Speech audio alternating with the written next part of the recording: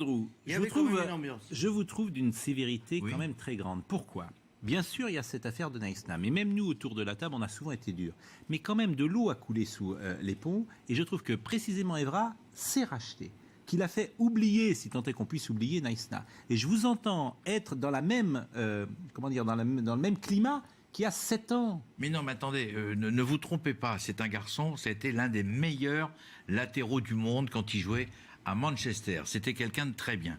Il est tombé dans un mauvais film en Afrique du Sud. Ben voilà, mais oublions ça. Pagaille incroyable. D'accord, mais c'est une pagaille incroyable. Bon. Et maintenant, ce qui me gonfle, c'est qu'il joue les euros, les Manix. Il est en train de jouer, les Elliot Manix, qui est mort. Je fais juste une parenthèse. Manix, qui est mort aujourd'hui. Mike Connors, qui avait 91 ans.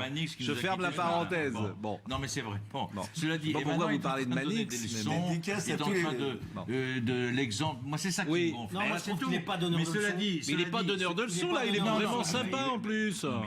Je dis pas qu'il n'est pas sympa. Je dis simplement que il est en train de jouer, de retourner un film qui n'est pas le bon film. C'est-à-dire, oui, il a jamais dit, par exemple, j'ai fait une connerie en Afrique du Sud, je me suis gouré, patati, patata, et maintenant...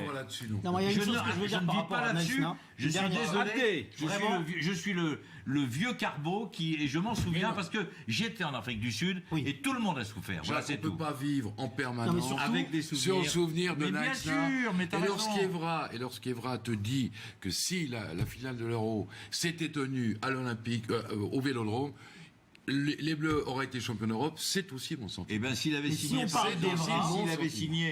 s'il avait signé à Bordeaux, il aurait dit si la finale avait lieu à Bordeaux. Non.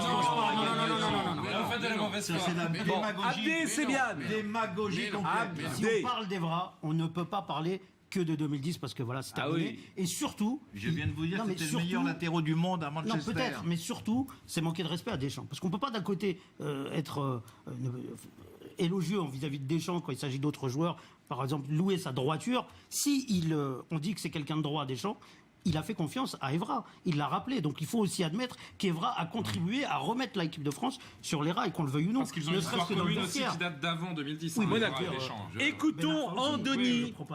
Écoutons Andoni Zubizarreta et Jacques-Henri Hérault, le président de l'Olympique de Marseille.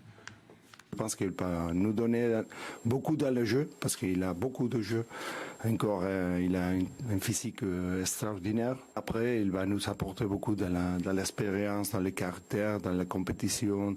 Il connaît très bien, il a été dans les plus grands, quelques des plus grands clubs du monde, et ça soutient une responsabilité chaque dimanche, chaque mercredi, chaque match, chaque jour. Et je pense que sa mentalité, c'est très intéressant aussi pour nous. La cohérence avec une première recrue qui est un jeune joueur qui doit nous accompagner tout au long de ce projet, sur la durée, sur un long terme. Mais nous avons donc également besoin de joueurs de stature internationale, de joueurs de grande expérience, comme Patrice, qui vont apporter d'abord sur le terrain, parce que Patrice a envie beaucoup d'apporter sur le terrain, mais évidemment également dans le vestiaire.